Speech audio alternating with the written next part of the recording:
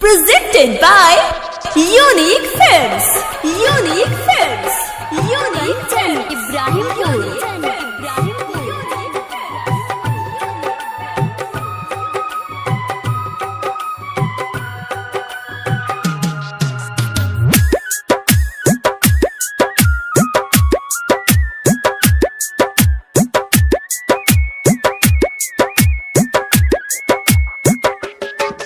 दिल दूर बारू बड़ी दूर बारू दिल दूर बारू बड़ी दूर बारू कतो खुश बारू बताब जानू बताब जानू बताब दिल दूर बारू बड़ी दूर बारू दिल दूर बारू बड़ी दूर बारू कतो खुश बारू बताब जानू बताब जानू बताब दिल दूर बारू बड़ी दूर बारू दिल दूर बारू बड़ी दूर बारू कतो खुश बारू बताब जानू बताब जानू बताब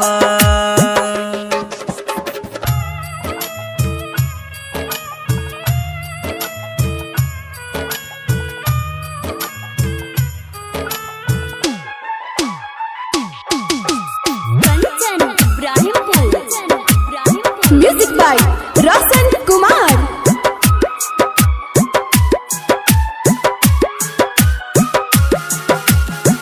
प्यार नहीं कैलू माई बाबूजी से पूछ के चल गइल सपना अपना पाँव तल कूच के हाँ हाँ प्यार नहीं कैलू माई बाबूजी से पूछ के चल गइल सपना अपना पाँव तल कूच के चुपचाप बारू काहे का पतारू चुपचाप बारू काहे का पतारू केहू डटले का हमके बताब जानू बताब जानू बताब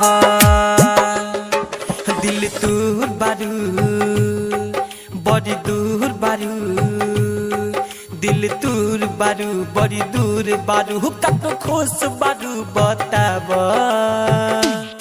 जानू बताब जानू बताब Presented by Unique Films. Unique Films. Unique Films. Unique Films.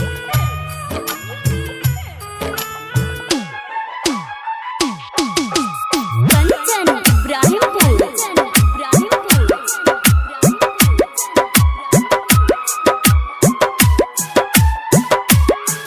हाँ हाँ साथ तोहरा चहनी देखल सारा संसार के बाकी ना समझलू डीजे कंचन के प्यार के काहे हो हाँ हाँ साथ तोहरा चहनी देखल सारा संसार के बाकी ना समझलू डीजे कंचन के प्यार के रोजे रोवे विक्रम कहे गोलू गौतम रोजे रोवे विक्रम कहे गोलू गौतम रोशन राहुल के भूल तू बताब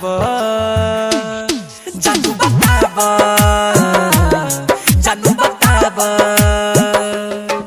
दिल दूर बारू बड़ी दूर बारू दिल दूर बारू बड़ी दूर बारू कतो खुश बारू बताब